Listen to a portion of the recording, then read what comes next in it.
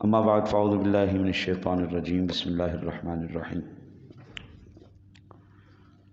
فلما نسوا ما ذکروا به فتحنا علیہم ابواب کل شیء حتی اذا فرحوا بما اوتوا اخذناہم بغتۃ فاذا هم مبلسون۔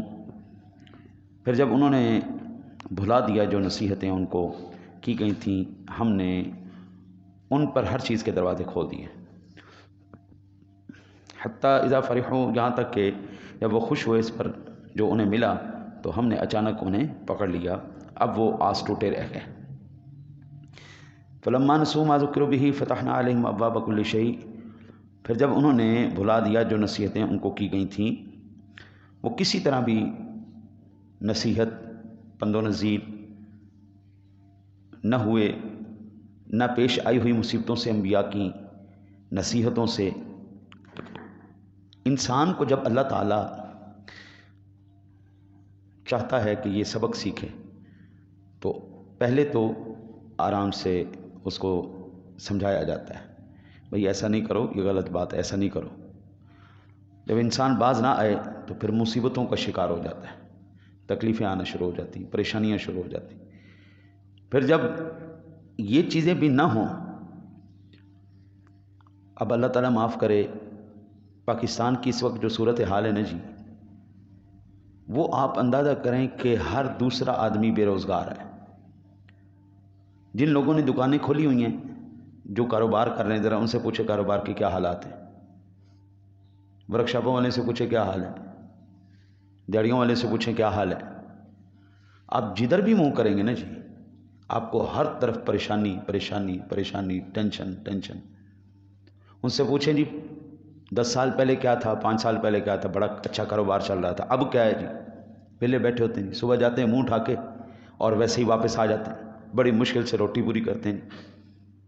یہ آزمائشیں، یہ تکلیفیں اللہ دیتا ہے، انسان کے بچے بن جاؤ، نصیحت پر عمل کرو، میرے تابع دار ہو جاؤ، میرے راستے پہ چل پڑو۔ پھر اللہ کہتا ہے فتحنا علیہم ابواب کل شیء، جب وہ لوگ اس سے بھی نہیں مانے تو پھر اللہ وحدہ لا شریک نے ان کے اوپر خوشحالی کے دروازے کھول دیے۔ چلو حضرت جی، اللہ آپ کو سلامت رکھے۔ میرے آقا نبی اکرم صلی اللہ علیہ وسلم نے ارشاد فرمایا، یہ مسند امام احمد کے اندر حدیث پاک ہے، اور ابن عامر روایت نقل کرنے والے ہیں۔ وہ کہتے ہیں کہ رسول اللہ صلی اللہ علیہ وسلم نے ارشاد فرمایا، جب تم یہ دیکھو کہ کسی شخص پر نعمت اور دولت برس رہی ہے، حالانکہ وہ اپنے گناہوں اور نافرمانیوں پر جمع ہوا ہے، تو سمجھ لو اس کے ساتھ استدراج ہو رہا ہے۔ اس کی عیش و عشرت اس کو سخت عذاب میں پکڑے جانے کی ایک علامت ہے۔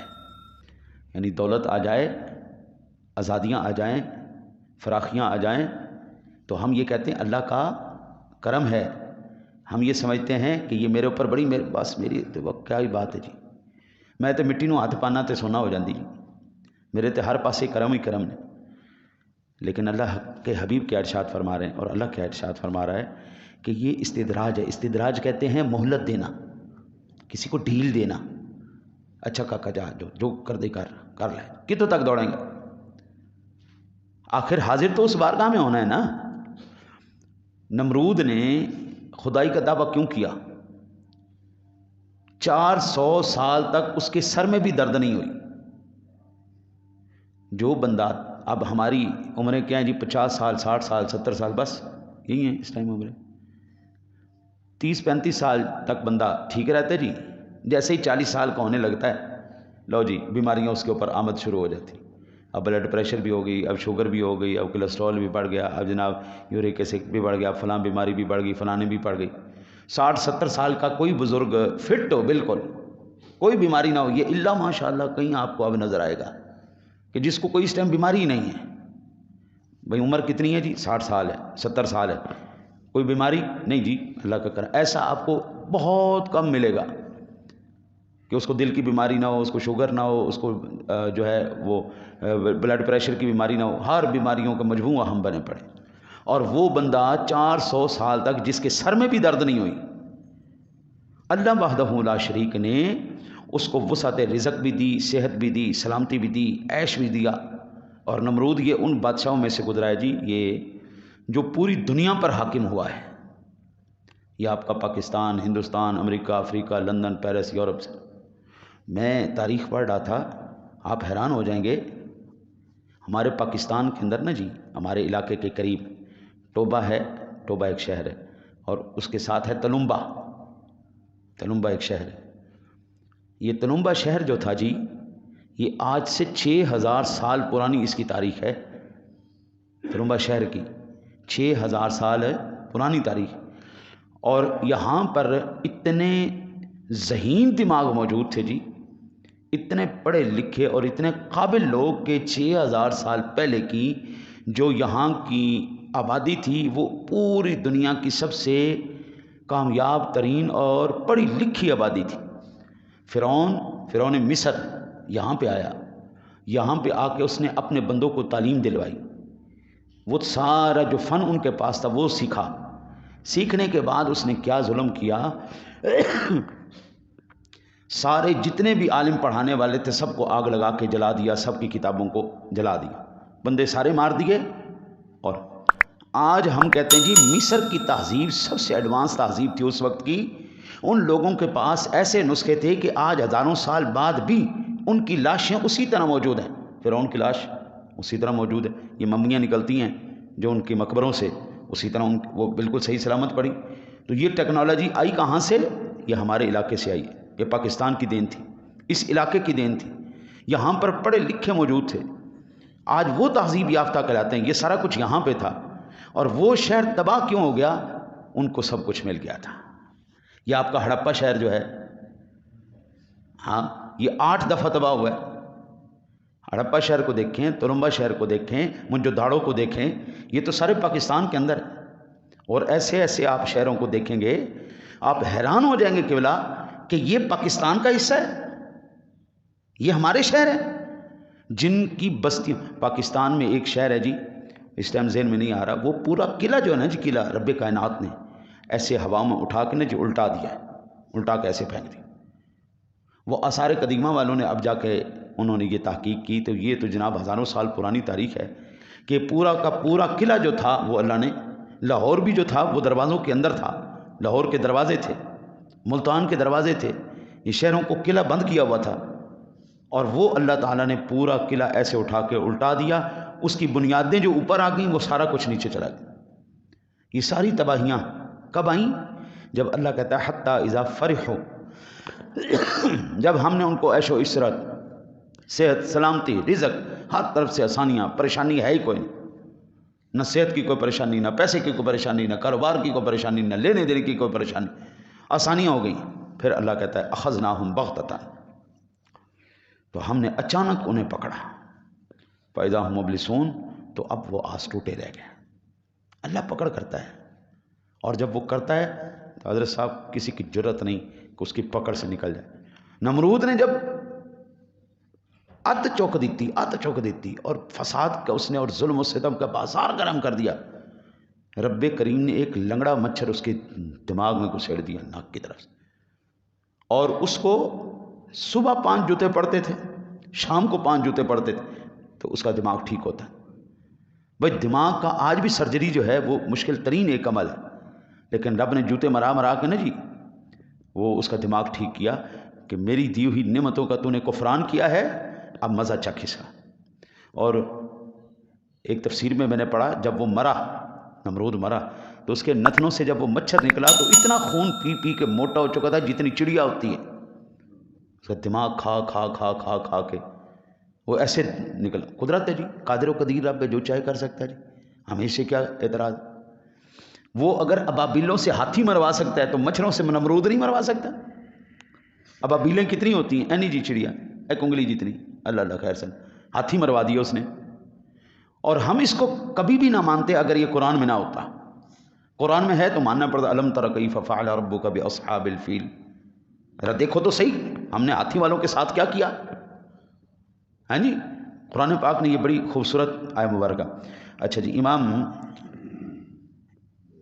تفسیر ابن جریر رحمۃ اللہ تعالی علیہ نے روایت کیا، ابن صامت سے نقل کیا کہ رسول اللہ صلی اللہ علیہ وسلم نے ارشاد فرمایا، جب اللہ تعالیٰ کسی قوم کو باقی رکھنا چاہتا ہے، اللہ چاہتا ہے اس قوم کی بھلائی ہو جائے، یہ قوم باقی رہے، ہے جی، اور اللہ چاہتا ہے جب اس قوم کی بھلائی ہو جائے اور اللہ اس قوم کو بڑھانا چاہتا ہے تو وہ وصف ان کے اندر پیدا کر دیتا ہے جو وصف اس کی بقا کا سبب بنتے ہیں۔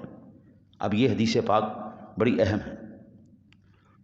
پہلا کام اللہ کیا کرتا ہے اس قوم کے اندر جس کو اللہ باقی رکھنا چاہتا ہے اور بڑھانا چاہتا ہے؟ حضور فرماتے ہیں ہر کام میں اعتدال اور میانہ روی اللہ تعالیٰ اس قوم کو عطا فرما دیتا ہے۔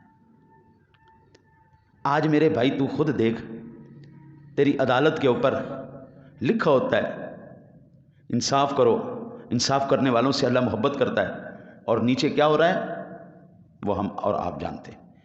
ایک غریب آدمی رگڑ جاتا ہے، بیچارہ مر جاتا ہے انصاف حاصل کرنے کے لیے، اس کو انصاف نہیں ملتا۔ ایک امیر آدمی کے لیے رات 12 بجے عدالت کھل جاتی ہے، 12 بجے عدالت کھول دو جی، 24 گھنٹے انصاف ملے گا جی، کھولو عدالت۔ تو پہلا اللہ میانہ روی اور اعتدال، عدل اس قوم میں اللہ اس قوم کو عادل بنا دیتا ہے۔ دوسرا عفت اور عصمت، یعنی خلاف حق چیزوں کے استعمال سے پرہیز۔ وہ قوم شراب نہیں پیتی، وہ قوم زنا نہیں کرتی، وہ قوم چوریاں نہیں کرتی، وہ قوم سود کا کاروبار نہیں کرتی، وہ قوم بے ایمانیاں نہیں کرتی، وہ قوم کسی کا حق نہیں کھاتی، جس قوم کو اللہ باقی رکھنا چاہتا۔ آپ کا ایک MNA نکلا تھا جس نے ان سب کی پول کھولی تھی۔ میں ایک مفتی صاحب، بہت بڑے مفتی صاحب ہے دیوبند کے، بہت بڑے، آج کل ان کے بیٹے سیاست میں ہوتے ہیں، جو سمجھتے ہیں وہ سمجھ جائیں گے، اور میں نام نہیں لیتا، میں نے پھڑ کے جتیاں پھیرن کہ تو ساڑھے مفتی نے ہے کیا ہے ساڑھے بے۔ یہ واقعہ ذوالفقار علی بھٹو اس نے اپنی کتاب میں تحریر کیا۔ وہ کہتا ہے جی وہ فلاں مفتی صاحب جب بھی میرے پاس آتے تھے تو پیپسی کے اندر میں تھوڑی سی شراب ڈال دیتا تھا، اور بڑے ذوق سے وہ پیتے تھے۔ وہ خالصتاً میری پیپسی پینے کے لیے وہ اکثر مجھ سے ملاقات کیا کرتے تھے۔ یہ بھٹو کے دور کی بات ہے، بھٹو خود لکھ رہا ہے اپنی کتاب۔ اور پھر کہتا ہے ایک دن میں نے نوکر سے کہا آج نہیں ڈالنی بیچ میں، تو وہ مفتی صاحب کہنے لگے آج یار تیری پیپسی کا مزہ نہیں آیا۔ ہاں جی، اب آپ اندازہ کریں، آپ کا MNA MPA اللہ ماشاء اللہ کوئی ماں کا لال ہو جو نالے کا بھی پکا ہو اور شراب اور حرام سے بھی بچتا ہو، ورنہ تو وزیر ہمارے یہ جواب دے رہے ہوتے ہیں جناب آپ شادی نہیں کرتے، کیوں نہیں کرتے؟ تو کہتا ہے جنہوں ہر روز تازہ دودھ مل جائے انہیں مجھ ضرور بننی۔ ہاں جی، یہ بیان آتے ہیں۔ حرام خور، تجھے شرم نہیں آئی یہ بات کہتے ہوئے؟ تو مملکت اسلامیہ میں یہ بات کر رہا ہے، اسلامی ملک میں یہ بات کر رہا ہے، اور مسلمانوں سے یہ بات کر رہا ہے۔ اس کا مطلب ہے وہ زبان سے اقرار کر رہا ہے میں زنا کرتا ہوں، مجھے جو ہے کسی کی پرواہ کوئی نہیں۔ پہلی بات یہ ہوگی۔ دوسری، اللہ تعالیٰ ان چیزوں سے اس قوم کو بچا دیتا ہے۔ اور جب اللہ تعالیٰ کسی قوم کو ہلاک کرنا چاہتا ہے اور برباد کرنا چاہتا ہے تو اللہ تعالیٰ اس میں خیانت کے دروازے کھول دیتے ہیں، یعنی وہ اپنی خیانتوں بدعمالیوں کے باوجود دنیا میں کامیاب نظر آتے ہیں، لیکن حقیقت میں اللہ اس قوم کو تباہ و برباد کر دیتا ہے۔ خیانت کے دروازے کھل گئے، بے اعتدالیوں کے دروازے کھل گئے، بے انصافیوں کے دروازے کھل گئے۔ اب اللہ یار ہم پاکستان کی طرف دیکھیں، یہ ملک آپ لوگ یار شاہد ہو، عینی شاہد ہو، آپ لوگوں کی آنکھوں نے دیکھا ہے پاکستان ہم نے کس لیے لیا تھا؟ اس وقت نعرہ اٹھا تھا پاکستان کا مطلب کیا؟ لا الہ الا اللہ محمد الرسول۔ ہم ایسا ملک چاہتے ہیں جس میں اللہ اور اس کے رسول کا قانون ہو، ہم ایسا ملک چاہتے ہیں جس کے اندر عزتیں محفوظ ہوں، ہم ایسا ملک چاہتے ہیں جہاں پہ شراب، جوا، زنا، یہ تمام سود، یہ تمام ایسی بلائیں نہیں ہونی چاہیے۔ ہم ان تمام چیزوں سے پاک ملک چاہتے ہیں۔ ہم ایسا ملک چاہتے ہیں جس میں آزاد ہم اللہ کا ذکر کر سکیں، اس کی عبادت کر سکیں، آزادانہ بالکل طریقے سے، جہاں پر جس کا دل کرے وہ اللہ کا ذکر کرے، اس کی عبادت کرے۔ ہم نے اس لیے یہ ملک لیا تھا، اس کے لیے 28 لاکھ جانوں کی قربانی دینی پڑی، عزتوں کی قربانی دینی پڑی، اپنی ماؤں، بہنوں، بیٹیوں کو قربان کرنا پڑا۔ سب کچھ کرنے کے بعد جو ملک حاصل کیا تھا، آج میرے بھائی اس کے اندر انصاف کا حال کیا ہے؟ امانت کا اس کے اندر حال کیا ہے؟ وہ ہمارے اللہ معاف کرے، کہتے ہیں کہ قرضہ جو لے لے نا جی، قرضہ جو دے وہ تو بیوقوف آدمی ہے، اور جو قرضہ لے کے واپس کر دے وہ اس سے بڑا بیوقوف آدمی ہے، خبیث آدمی۔ یہ کوئی بات ہے بھئی؟ اگر کسی نے تیرا بھلا کیا ہے، تیرے ساتھ آسانی کی ہے، تیرا مشکل وقت گزارا ہے، اب بجائے اس کے تو شکریہ کے ساتھ اس کو واپس کر، اور تو کہتا ہے لے میرے کو ہن تو لے کے بھی کھا، میرے کو تو ہن لے کے بھی کھا، یہ تو بدماشی ہے۔ یہ چیزیں قوموں کو برباد اور تباہ کر دیتی ہیں، قومیں بنایا نہیں کرتی۔ اللہ سے دعا ہے اللہ تعالیٰ اپنے حبیب کے صدقہ آپ کو مجھے عمل کی توفیق عطا فرمائے۔ اللہم صلی علی